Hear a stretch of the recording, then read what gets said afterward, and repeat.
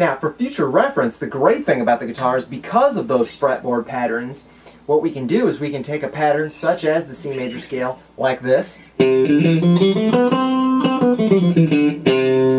we can move it all over the place, and based on where we start, the starting note, right there, for example, is C, we can move that starting note right up here to a D, 2 frets higher. All of a sudden we're playing a D major scale with the same shape. Or using our other pattern, or using our beginner pattern, except moved up 2 frets. Now it's a D major scale. Or I move it up 2 frets higher and start at E. Now it's an E major scale. It generates an entirely different set of letters. The D major scale is D, E, F sharp, G, A, B, C sharp, and D. The E major scale is E, F sharp, G sharp, A, B, C sharp, D sharp, and E. You don't have to know any of that right now. The point is, this is why it's very valuable to know and learn the scale pattern now, because it's applicable forever. As long as you're playing the guitar, you can move it all over the neck, and you can play any major scale, any and all of them, if you just know that one shape.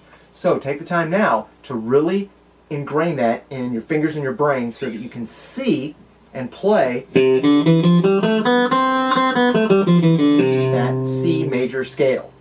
It's also important that you identify, that you get used to identifying that particular shape, the way that looks and feels under your fingers, with the sound in your ear and then in your mind, so that you hear the important tonal aspects of the C major scale. 1, 2, major 3, 4, 5, major 6, major 7, 1, 1, major 7, major 6, 5, 4, major 3, 2, 1. No matter where it is on the fretboard. 1, 2, 3, 4, 5, 6, 7, 1, 1, 7, 6, 5, 4, 3, 2, 1. Because those are the notes that we use to play and sing melodies, as well as to play solo lines for things later on, and individual notes for certain licks and riffs and songs. We use the major scale as the basis for almost everything that we do in Western music, in diatonic chromatic harmony, starting with the early Renaissance music all the way up through Baroque and classical and Romanticism into modern music, pop, jazz, country.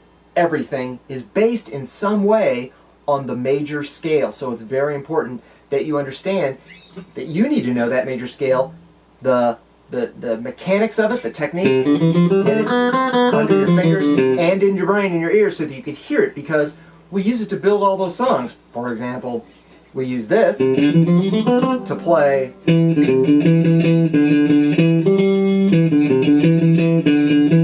and we use it to play